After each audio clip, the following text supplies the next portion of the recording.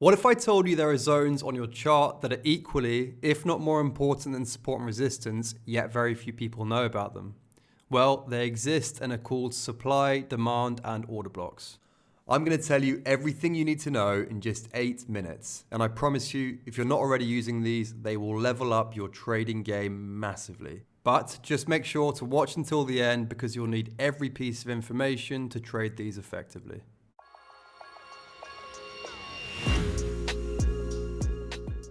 So, what are supply, demand, and order blocks? They are areas of liquidity on the chart where we expect buy or sell orders to be waiting, and they serve as pivotal points where price can react. Supply and demand zones are created by an imbalance between buyers and sellers where both sides battle against each other. When one side prevails, a cluster is left behind showing where this activity occurred. This creates a zone with unfilled orders in the given direction. In simple terms, supply is where sell orders are and demand is where buy orders are. So, to use these zones to trade, we are looking for price to move up into supply for a short and for price to move down into demand for a long. There are two types of supply and demand, origin and intra. Origin supply is formed at a high. Origin demand is formed at a low.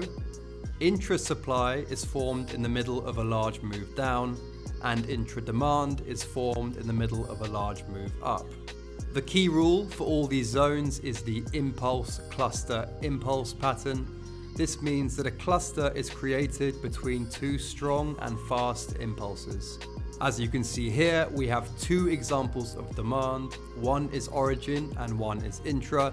But you can see in both of these cases, we have the cluster created between the impulse of two strong moves. For a supply or demand zone to be valid, it must be technically correct. What we're looking for are zones that are formed between two strong and fast impulses that are neatly structured, resembling a square or rectangle.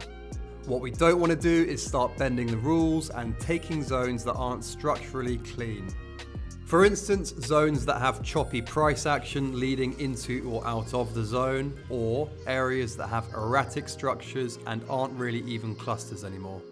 You want your clusters to be tight and well shaped in a sort of block, as opposed to unstructured and choppy price action. To mark these zones yourself, you need to do so as it best makes sense, trying to keep it as clean as possible. For instance, if there are any particularly long wicks, ignore these and just draw your zone around the candle bodies themselves. But if there aren't any outsized wicks, simply mark the zone from the highest to the lowest wick around the cluster. All of this being said, you will rarely find a textbook liquidity zone that has two scorching impulses either side and a perfect, flawless block-shaped structure. So you'll have to play around with backtesting these to find out which zones have reactions and which don't. These zones are very powerful, but we need to understand the nuances ourselves in order to use them. And this will only come from experience and screen time. Now that we've covered supply and demand, let's take a look at order blocks. An order block is the point of origin of a large move marked by the final candle of the opposing color. Bullish order blocks are the last red candle before a strong move up, and bearish order blocks are the last green candle before a strong move down.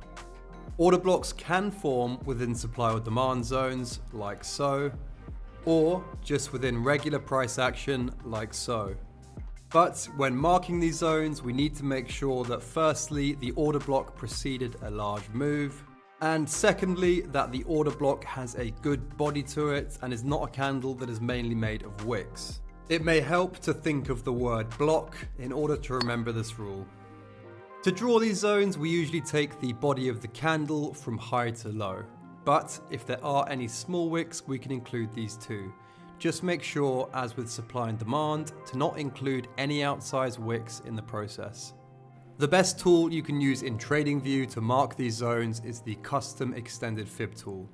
If you haven't already, please check the support and resistance video where there is a quick tutorial on how to set this up. Once you have this up and running, just color code one setting for supply, one setting for demand, and another for order blocks so you can mark up your chart in speedy fashion going forward and know exactly what's what. Well done for getting this far. You've learned a great deal of information. If you've enjoyed the content so far, feel free to subscribe to the channel so you can level up your trading game even more. And if you have any questions on the concepts, please leave a comment below and I'll be more than happy to answer. Now that we've nailed down the theory and learned how to identify and mark up our zones, let's talk about one of the most important yet overlooked concepts, context. So, what does context mean? Well, it means that unfortunately, it's not quite as simple as just marking up any old liquidity zone and hoping for a playout. When analysing our zones, we need to think a bit deeper to further increase our odds of success when putting on a trade. After all, this should always be our end goal when charting. The two main areas I want to focus on are timeframes and trend. With respect to timeframes, I would encourage you to focus on higher timeframes as opposed to lower timeframes. Higher timeframes naturally have higher validity than lower, and as a result, you'll always have better odds that one of the liquidity zones you'll mark will act as a point of reversion if you focus on these timeframes. I would suggest looking at the weekly, 1 day, 12-hour, 4-hour, and 1-hour timeframes. But if you start going down to, say, the 5-minute, be prepared for a lower win rate as these zones are much less likely to hold. In terms of trend direction, this depends on the situation at hand. If we're in a balanced, ranging market where there is no clear trend, we can remain open and fluid with the zones we'd like to look at.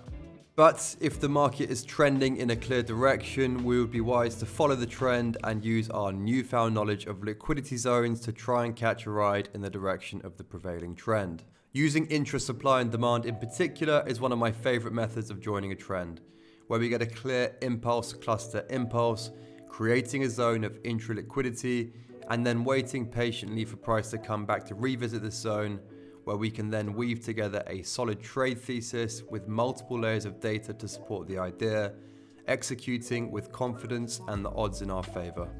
I'm sure you're excited to get charting, but be aware that we should never use these zones as standalone triggers.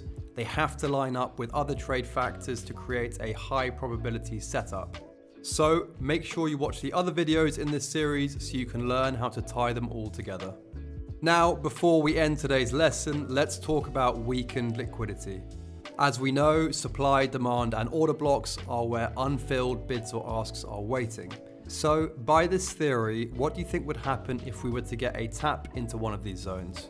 Well, it becomes weakened liquidity, which means the buys or sells have in theory been exhausted to some degree, and the zone is less likely to hold next time it's revisited. Bear this in mind when using these zones in your trading. Taps into fresh zones are much better trade entries than taps into weakened zones. I hope this video has been useful to you. In my opinion, liquidity zones are some of the best kept secrets in charting that often people speak about but rarely know how to use properly. Start marking these zones on your chart alongside your support and resistance, and monitor price action as price reaches these zones, looking for further confluence such as divergences, sweeps, or delta to accompany the trade idea.